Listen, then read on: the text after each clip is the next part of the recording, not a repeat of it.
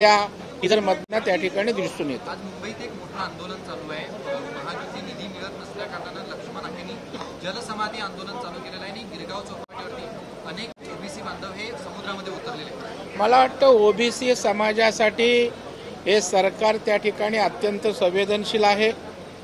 माननीय मुख्यमंत्र्यांच्या तशा प्रकारच्या ओबीसी महामंडळाला निधीसाठी स्वयंस्पष्ट सूचना आहेत, निधीच्या तरतूद करायला सांगितलेल्या आहेत आणि ओबीसी मंत्री स्वतः आमचे अतुल सावे साहेब या प्रकरणी लक्ष घालतायत। त्यांना निधीची कमतरता पडणार नाही अशा प्रकारची सरकारची भूमिका असल्याचं मला नीट माहीत आहे। विरोधक आता असं म्हणतात की आधी आरोप करतात भाजप किंवा महायुतीमध्ये येते आणि मग जर का काही पुढे काही सकारात्मक गोष्टी सांगितल्या तर मग कुठेतरी पळवाट काढतात। नाही, पळवाट काढण्याची काही आवश्यकता नाही आहे। आता विरोधक काय आमचं कोडकौतुक करायचं कारण नाही आहे। तेही त्या ठिकाणी आमच्या भूमिकेच्या विपरीतच भूमिका त्या ठिकाणी घेणार आणि त्याच्यामुळे मला वाटतं एखाद्या गोष्टीत तथ्य निघालं नाही तर ते स्वीकारलं पाहिजे। परंतु अशा प्रकारच्या पुराव्याच्या संदर्भात जर त्या ठिकाणी संशयाची परिस्थिती असेल तर त्याही बाबतीत माहिती पुढे आल्यावर मला वाटतं विरोधकांनी बोललं तर बरं राहील। ठाकरे गटाच्या नेत्यांकडून असं म्हटलं जातंय की आदित्य ठाकरेंची बदनामी केला, राजकारणातून उठवण्याचा प्रयत्न केला, त्यामुळे भाजपनं माफी मागितली पाहिजे। नाही, मला वाटतंय बघा, आरोपाने कोण राजकीय जीवनातनं त्या ठिकाणी उद्ध्वस्त होत नाही। राजकारणामध्ये आरोप प्रत्यारोप होत असतात। आरोप हे काही असणाऱ्या गोष्टींच्या आधारे होत असतात आणि त्या न्याय यंत्रणा त्या संदर्भात निर्णय देत असतात।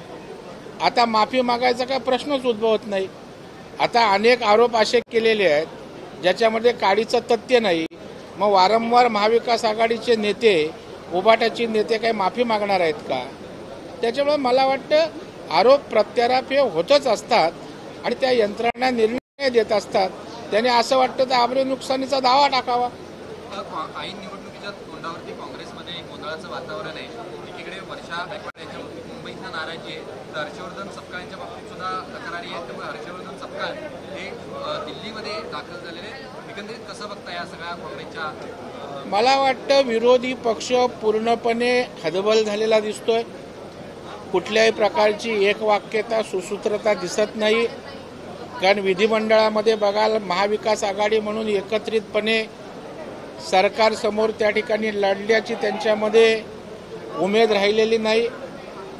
प्रत्येक पक्ष आपापसात त्या ठिकाणी गटबाजीनं पोखरला गेलाय आणि त्याच्यामुळे जे स्वतःच गटबाजीनं त्या ठिकाणी आकांड दुमलेले आहेत ते त्या ठिकाणी ना सत्ताधाऱ्यांना सामोरे करू शकत, ना लोकांसमोर एकजुटीनं सामोरे जाऊ शकत। मनसेच्या कार्यकर्त्यांकडनं मीरा रोडमध्ये एका व्यक्तीला मराठी मारले गेले, तर दुसरीकडे पुण्यात सोमन या नावाच्या व्यक्तीनं राज ठाकरेंच्या विरोधात पोस्ट केल्यामुळे मनसे कार्यकर्त्यांनी त्याच्या घरी जाऊन त्याला मारलेला आहे। असं बघता मीरा रोडमध्ये एका व्यक्तीला मराठी येत नसल्या कारणामुळे मनसेच्या कार्यकर्त्यांनी मारलं। आज पुण्यात एक अशी घटना घडली की ज्या पद्धतीनं राज ठाकरेंवरती टीका केली जाते, ही टीका केली म्हणून त्या व्यक्तीला मारहाण करण्यात आली मनसेकडे। नाही, मला या विषयाची माहिती नाही, परंतु मारहाण करणं त्या ठिकाणी संयुक्तिक नाही।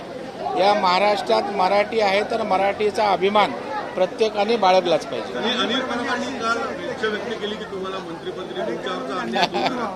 माझ्यावर अजिबात अन्याय झालेला नाही। मी खूप आनंदी आहे। पक्षाचा गटनेता आहे, पक्षामध्ये उत्तम अशा प्रकारचा सन्मान आहे। अनिल परबांच्या सद्भावनेविषयी मी त्यांचा कृतज्ञता व्यक्त करतो।